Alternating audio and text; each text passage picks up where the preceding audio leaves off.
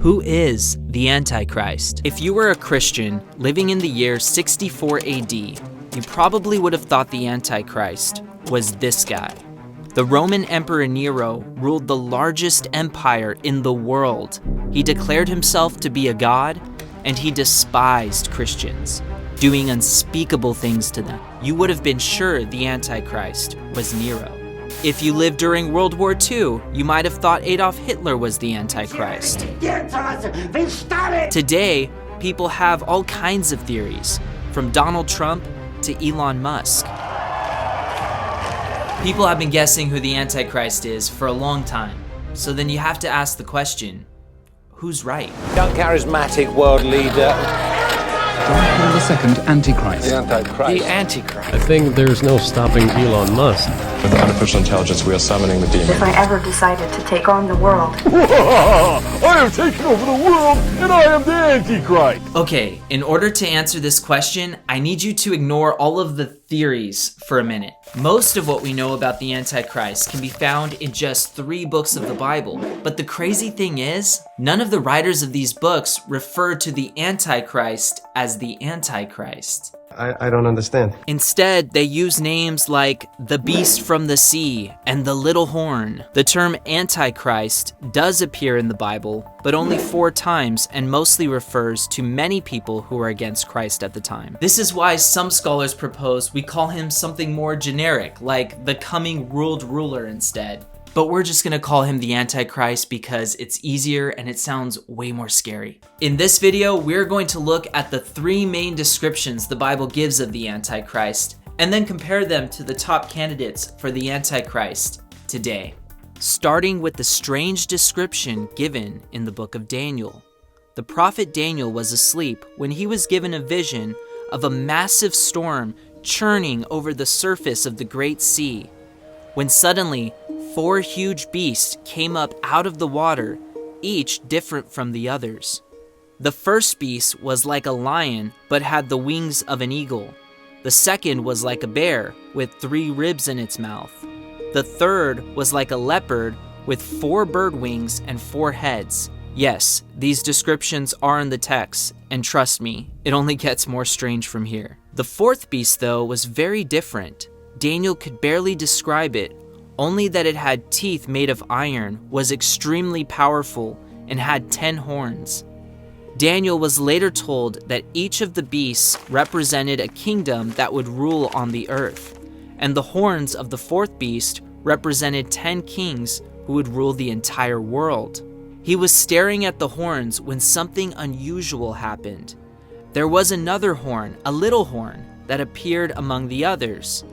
As it grew, 3 of the original 10 horns were torn out to make room for it.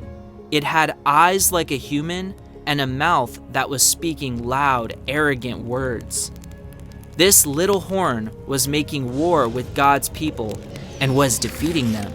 Daniel was told this little horn represented a new king who would subdue 3 of the 10 original kings and control the entire world for 3.5 years. The same world ruler will make a peace treaty with God's people Israel for 7 years, which he will break halfway through by setting up a mysterious object in God's temple that will be an abomination to God and his people. Okay, so here's what we know so far. There is going to come a world leader who will appear seemingly out of nowhere. Just like the little horn appeared insignificant at first, then took over.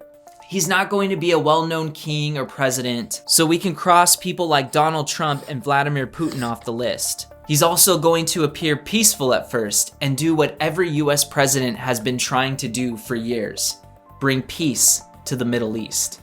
He will then break this treaty after 3.5 years and spend the next 3.5 years hunting down God's people until God comes to destroy him and replace him with Jesus Christ as king.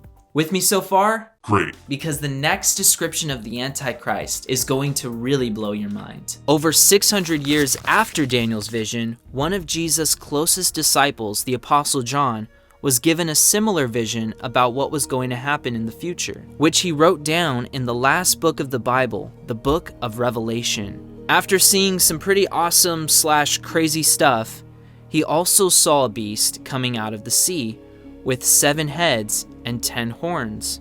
Each horn had a crown which represented 10 kings. Sound familiar? This beast was also given power to rule the entire world and war against God's people for, you guessed it, 3.5 years. Okay, so it's clear that this is another description of the Antichrist, but this time we get some new information. It's in John's vision that we learn where the Antichrist gets his power from, a 7-headed red dragon, which we are told is the devil. At some point, the beast is killed, but miraculously comes back to life, astonishing the world. Then, of course, there is the famous mark of the beast, the number 666, which people will be required to put on their right hand or forehead to prove their allegiance to the beast.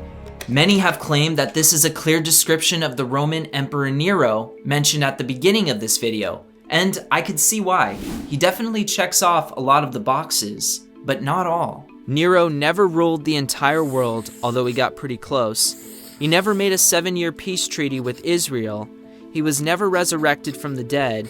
He never forced people to take his mark on their right hand or forehead. In fact, no one in history can check all of these boxes, which means we need to cross off all of the dictators of history, like Hitler and Mussolini. This leaves us asking the question, is the Antichrist alive today? And if so, can we know who he is? To answer this, we need to look at our final description of the Antichrist, found in the book of 2 Thessalonians. But before we do, I think it's important that we ask the question, why the Antichrist? Like, have you ever asked the question, why did God want the early church to know about the Antichrist when he knew they would never actually encounter the Antichrist in their lifetime? Thankfully, the book of 2 Thessalonians tells us why. This book was actually an urgent letter Paul wrote to the church at Thessalonica because they had a big problem. The Thessalonian church had received bad teaching from false teachers who said that Jesus had already returned and left them behind to experience his judgment. This made the church extremely afraid that God had abandoned them. They were so afraid that they even stopped working their day jobs and even retreated from public life altogether. And today, it seems like not much has changed. Just like in Paul's day, many Christians today are living in fear of end times events. They're listening to self-proclaimed prophets who are saying things like, God told me, instead of just opening up the Bible and studying what it says. So let's look at what Paul wrote to the Thessalonians together.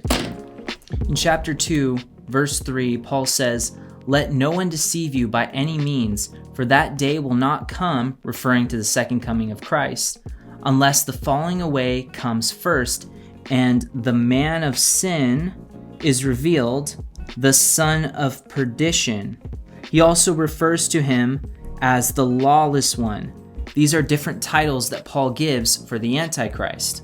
Okay, now I'm going to highlight all of the characteristics of the Antichrist in orange. It says that the Antichrist is going to exalt himself above all that is called God or is worshipped, so that he sits as God in the temple of God, showing himself that he is God. If you skip down to verse 9, we also learn that he's going to work with the power of Satan, working signs and lying wonders with all unrighteous deception. So here you have some of the names of the Antichrist as well as a description of who the Antichrist is. But now I want you to pay attention to something else. But this is where it gets interesting. Notice the word revealed right here and right here. This word revealed in the Greek means to be revealed at a definite point in time. Also here. Now look at this, what is restraining, and he who now restrains. The passage says that the man of sin, the Antichrist, can't be revealed unless what is restraining gets out of the way. So in other words, whatever or whoever the one who restrains is, needs to be removed before the Antichrist is revealed. So what or who could this restrainer be? Some have suggested that maybe the restrainer is Satan, but this doesn't really make much sense because why would Satan want to hold back his own evil plan? Some have suggested that it's the governments of the world, but governments aren't powerful enough to hold back Satan's evil plan.